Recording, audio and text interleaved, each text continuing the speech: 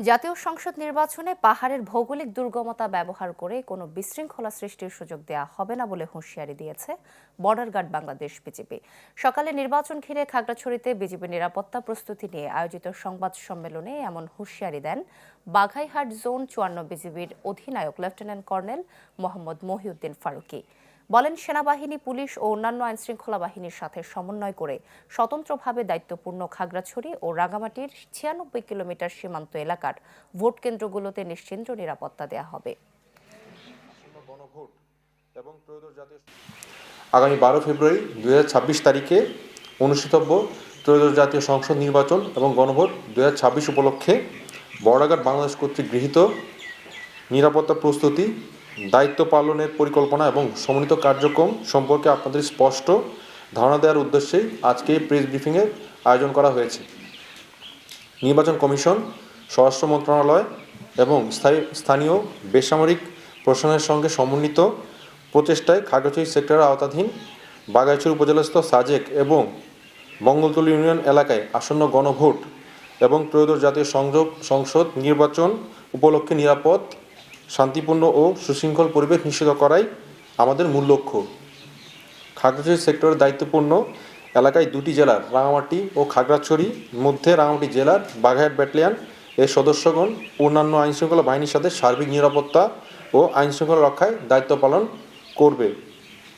রাঙামাটি জেলার বাঘাইছড়ি উপজেলাধীন সাজেক ইউনিয়নের দুর্গম পাহাড়ে ৩টি ভোট কেন্দ্র, বেতলিং সরকারি প্রাথমিক বিদ্যালয়, শিয়ালদালুই সরকারি প্রাথমিক বিদ্যালয়, তুইছই সরকারি প্রাথমিক বিদ্যালয় বাঘাইহাট ব্যাটালিয়ন স্বতন্ত্রভাবে নির্বাচনকারী নিরাপত্তা দায়িত্ব পালন করবে।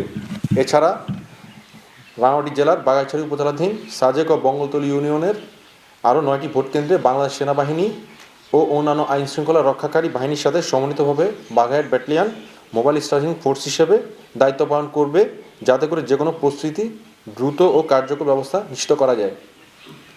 বিজিবি সদর দপ্তরের নির্দেশনা অনুযায়ী বাঘাইহাট ব্যাটালিয়ন এর সদস্যগণ আগামী ৩১ জানুয়ারি ২০২৬ তারিখ বেস ক্যাম্পে গমন করবে এবং ৫টি প্লাটুন রাঙামাটি জেলার বাঘাইছড়ি উপজেলার সাজেক ও মঙ্গলতলী ইউনিয়নের মোতায়েন করা হবে।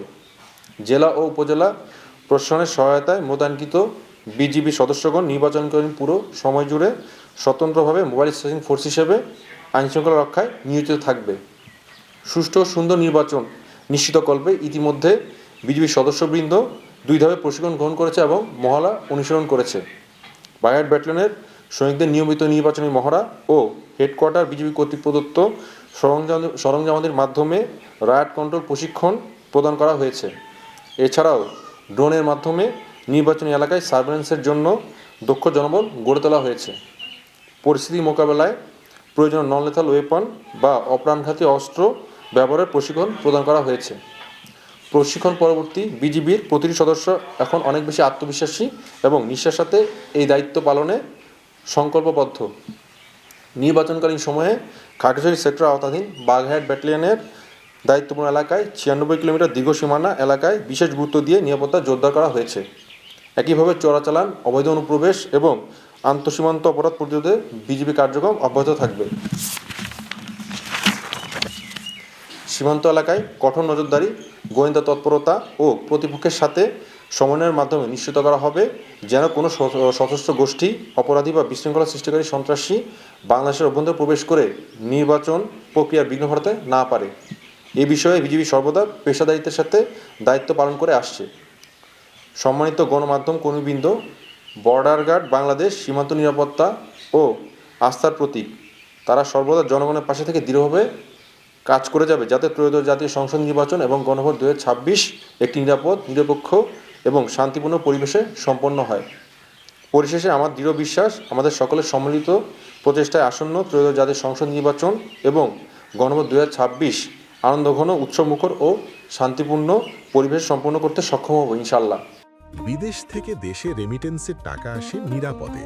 তাই আজই আপনার আপনজনকে বলে রাখুন, রেমিটেন্সের টাকা যেন শুধু নগদেই পাঠায়।